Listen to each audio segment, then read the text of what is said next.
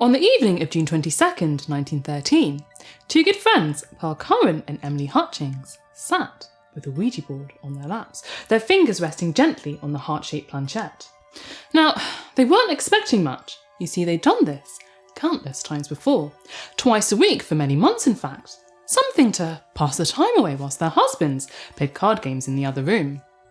The results were always so disappointing, jumbled words with little to no meaning. But tonight was different.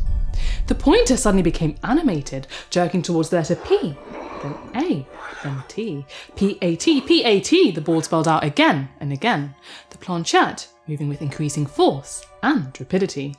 Then, something beautiful. Oh, why let sorrow steal thy heart? Thy bosom is but its foster mother, the world its cradle, and the loving home its grave. Wow, well that's pretty poetic for something from the other side. I know, very impressive. Pearl and Emily thought so too. The two friends stared at each other, wide-eyed. They knew that they were experiencing something special. Who or what had they made contact with? Whatever it was clearly very intelligent. Emily realised that this was an event that needed to be documented. She urged Pearl's mother, Mary Pollard, to take notes. Mary had been watching the events unfold, frozen in awe. She quickly came to her senses though and grabbed a pen and some paper. The poetic entity continued. Rest, weary heart, let only sunshine light the shrine within. A single ray shall filter through and warm thy frozen soul. Over the next few days, the entity delivered more and more beautiful messages through the Ouija board. A burning question still remained unanswered though. Who or what were they speaking to? The entity was annoyingly secretive, refusing to reveal its identity. Should one so near be confined to a name? The sun shines alike on the briar and the rose. Do they make question of a name? P-A-T. The first three letters that had been communicated. Pat, was that the entity's name? Luckily, they won't have to wait much longer for an answer. On the 8th of July, the planchette flew around the board, more alive than ever. Many moons ago I lived, again I come. Patience Worth my name. The two friends were so excited. The entity, the spirit, finally had a name. Patience carried on. Wait, I would speak with thee. If thou shalt live, then so shall I. I make my bread by the hearth. Good friends, let us be merry. The time for work has passed. Let the tabby drowse and blink her wisdom to the firelog. This was the start of a beautiful friendship between a spirit and a living, breathing person, one that would last for decades. This is the true story of Patience Worth. The sessions with the Ouija board, of course, continued. How could they not? They were thrilling, exhilarating. Through Pearl and Emily, Patience began to write many aphorisms and parables. It wouldn't stop there though. Oh no. By the following month, Patience was able to communicate entire poems. Pearl's mother frantically transcribed the words as the planchette zipped around the board. Emily would then take the transcripts home with her to make sense of them and to punctuate them. Of the three women, Emily was the natural choice for this task. You see, she herself was actually an accomplished writer. Her work was frequently featured in many well-known magazines, such as The Atlantic and Cosmopolitan. Emily had the brilliant idea that they could compile all the communications and write a book all about patience. Hoax! It's a hoax! Emily is moving the planchette. You know, I thought that too, but I was wrong. Let the story unfold a little bit more before you cast judgment, Gagi. You'll be surprised. Pearl and Emily yearned to find out more about Patience. Who had this wonderful writer been in life? They asked her when she lived. The planchette slowly moved across the Ouija board to the digits 1649, then 94, as if Patience was confused or uncertain. Or maybe it was done deliberately to keep things as vague as possible. Patience liked to maintain an air of mystery, you see. The 17th century seemed quite fitting. I mean, the language Patience used was certainly archaic. They then asked her where she lived. Across the sea, she replied. Another annoyingly vague answer. In which city or country, they asked. Now, Patience was clearly growing tired of this line of questioning. About me, you would know much. Yesterday is dead. Let their mind rest as to the past. She didn't want to speak about her time among the living, it would seem. All that mattered was her writing. She was her writing. Once when questioned, she responded, Behold my wares, herein am I. As time went on though, she would reveal just enough for Pearl and Emily to piece together a picture of her life. She was from Dorset, a county in southwest England. She was an only child, the daughter of a weaver, and she remembered delivering linen to the castle folk. She was witty and rebellious, much to the annoyance of the parish minister. Her father migrated to America, but she stayed behind in England until she reached adulthood. According to one interviewer, W.F. Prince, she lived a simple life, toiling in the humblest of chores. Sadly, her mother died, and this spurred her to reunite with her father in America. She moved to Nantucket in her early 30s, but was sadly killed not long after in a raid. She said that now a tree grows out of my grave. Of course, word of Patience's worth started to spread, and people began flocking to Pearl's house, eager to see the writing spirit in action. Spiritualism was having a little bit of a renaissance, you see. Patience arrived at just the right time. Seances were all the rage, and people were open to believing that the dead could communicate with the living. The audience watched in awe as Patience delivered poetry through Pearl and Emily. Soon it wasn't enough to just watch though. The audience wanted in on the action. They wanted to have a go at communicating with Patience too. The two friends would allow members of the audience, one by one, to join them at the board. The guests requested poems on all kinds of topics, and Patience would happily oblige. The planchette flew around the board, and in a single evening, dozens of poems could be written. The poetry? Oh, it was sublime. The New York Times would go on to say that Patience's poetry was a high level of literary quality, with flashes of genius. With all these different people taking turns with the board, it eventually became clear that Patience would only communicate if Pearl was present. It was Pearl, not Emily, who was the conduit for Patience's work. Patience revealed that for hundreds of years she'd been searching far and wide for someone to channel her literature through, and finally she'd found Pearl, her instrument, her harp. Pearl found herself shoved into the limelight, and poor Emily was left in the shadows. Why had Patience chosen Pearl and not her? She was the writer, not Pearl. Pearl was just an ordinary housewife. Pearl was born in Mound City, Illinois, in 1883. Her father, George Pollard, was a railroad employee, and her mother, Mary Pollard, was an aspiring singer. Now, much of Pearl's childhood was spent travelling around the Midwest, as her father really struggled to find steady work. Things were tough, and for a while, Pearl was sent to live with her grandmother in St. Louis. Now, I'm sure you expect me to tell you that growing up, Pearl was a model student, an avid reader, a gifted writer. But I'd be lying if I did. In fact, Pearl found school tedious and very boring. She had absolutely no interest in literature whatsoever, and her general knowledge was lacking to say the least. By her early 30s, she'd never even read a Shakespeare play, hadn't the foggiest who Andrew Jackson was. Now, I have to admit that I too fell into this camp. My excuse is that I'm from the UK. Apparently, he was the 7th president of the United States. She also thought that King Henry VIII had been beheaded. Okay, so she wasn't the bookish type, but not to worry, she had other talents. Pearl was fabulous at playing the piano, and not only that, she could sing too. This was her passion. Or maybe it was her mother's. Anyway, she wanted to be a singer.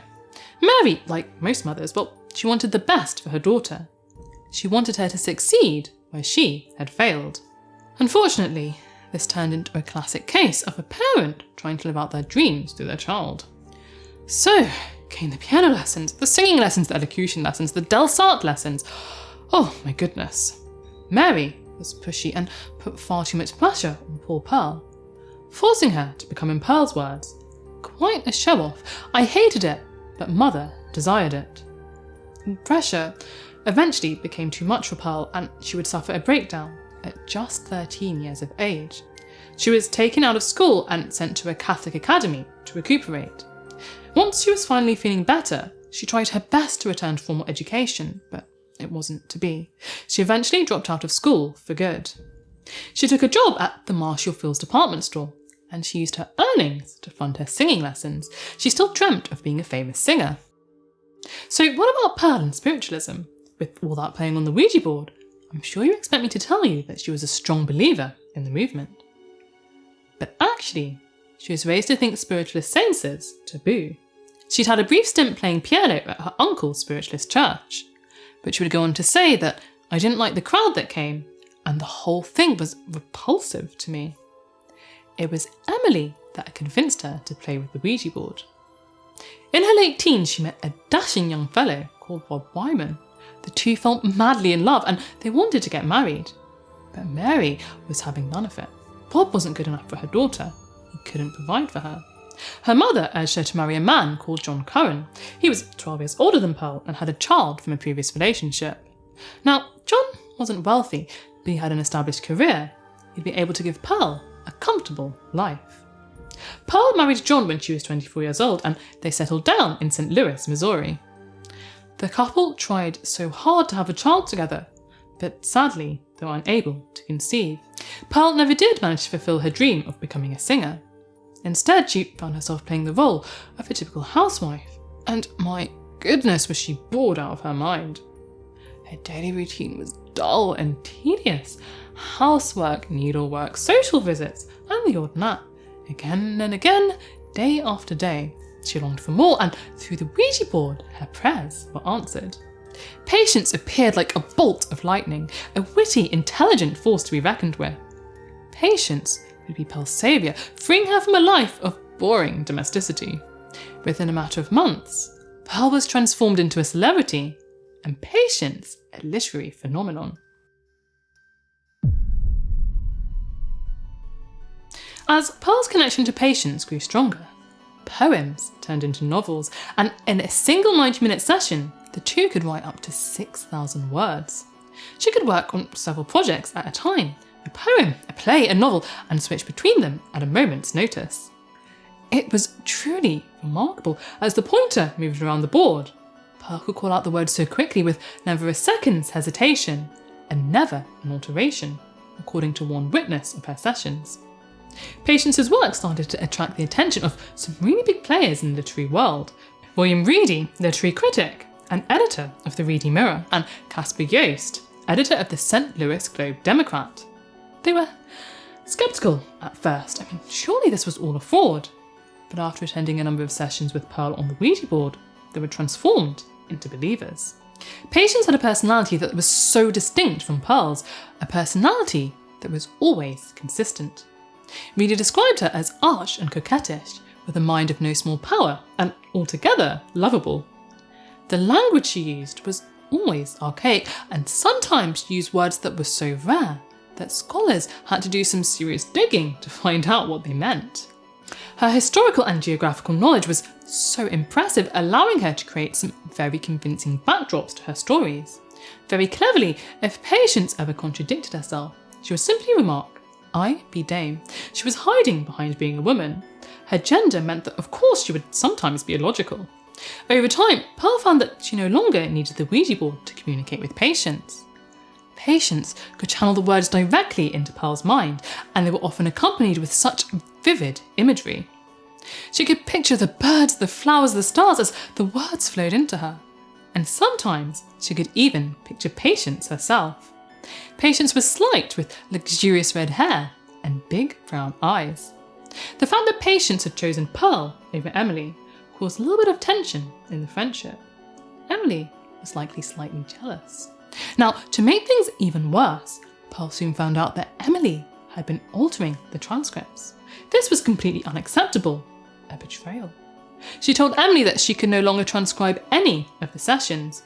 This was now a task that she would entrust to her husband, John. Caspar was so enamoured with Patience that he wanted to share her story with the world.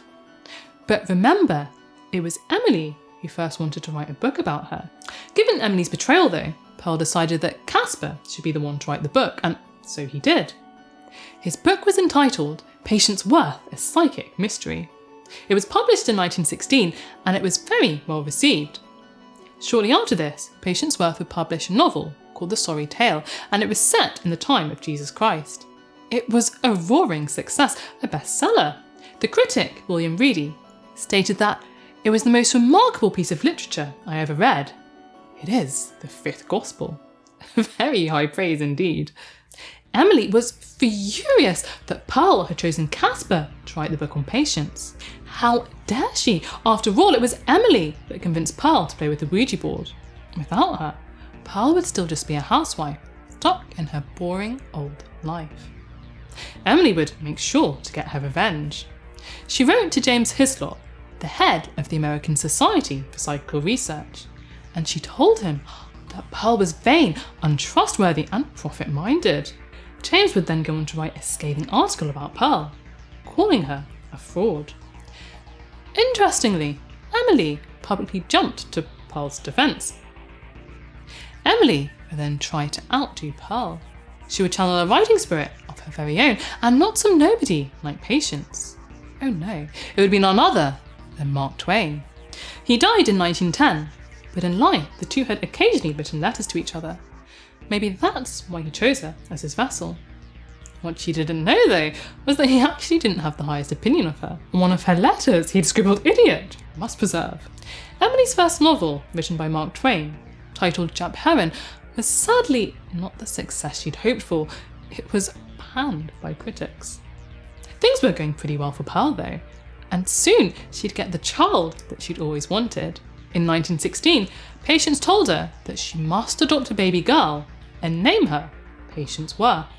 Pearl and John did what they were told. They adopted a little girl with beautiful red hair, just like Patience's, and they called her Patience Wee. Patience Worth would be like a second mother to the child. The future was really looking bright for Pearl and her growing family. She'd amassed a huge fan base and released 3 novels through Patience. She'd even have a go at writing a book under her own name, entitled Rosa Alvaro Entrante. To Pearl's absolute delight, the book was sold for $1,500 to Golden Pictures, and it was turned into a movie called What Happened to Rosa. Now this book is important. It's about a woman called Mamie. She works in a department store and has grown absolutely bored to tears with her life. She's told by a medium, who's clearly a fraud by the way, that she has a spirit guide residing inside her called Rosa Alvaro, a confident, beautiful Spanish woman. Through the power of suggestion, Mamie starts to become Rosa. Her life is transformed. She remarks to her friend, "Oh Gwen, I love her. She's everything I want to be. It ain't me. It's what used to be me, before the world buried it." She also admits that "I was sick of myself.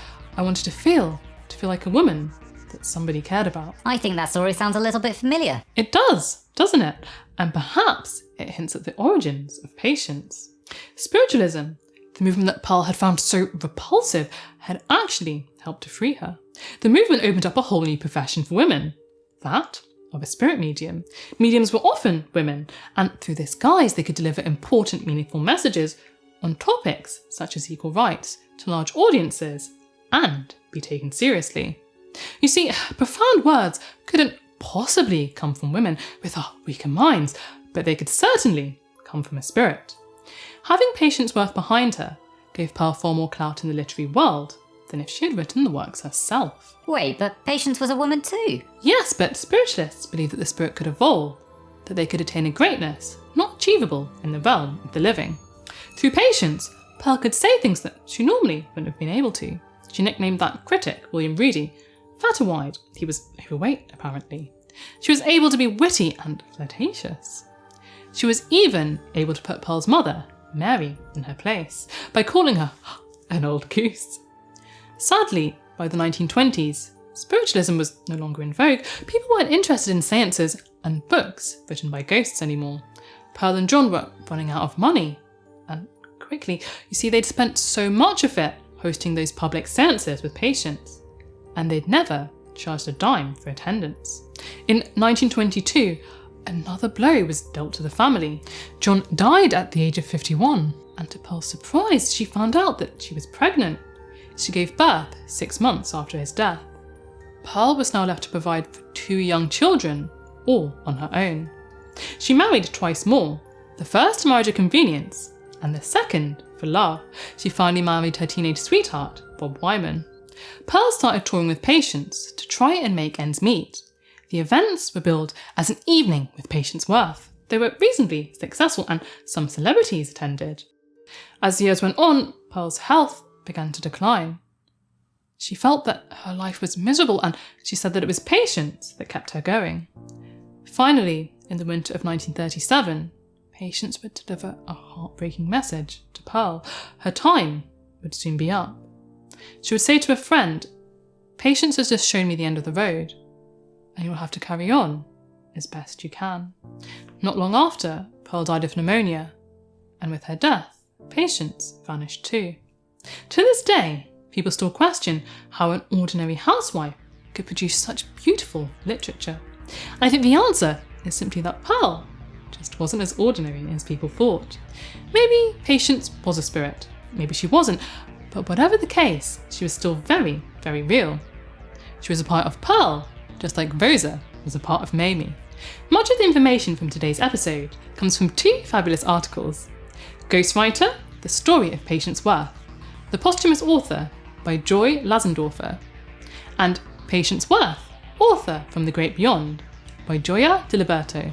If you got something from this video, Gaki and I would really appreciate it if you liked and subscribed. Stay safe, have the confidence to unleash your inner Rosa. It will transform your life.